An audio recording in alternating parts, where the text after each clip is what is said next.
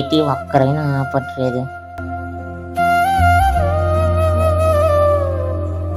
ఏరా తమ్ముడు ఎక్కడ ఉన్నావు? జెండా కిందని పడుకుంది, తీసి ఇచ్చేవారు ఎవరు లేదని చూస్తున్నా.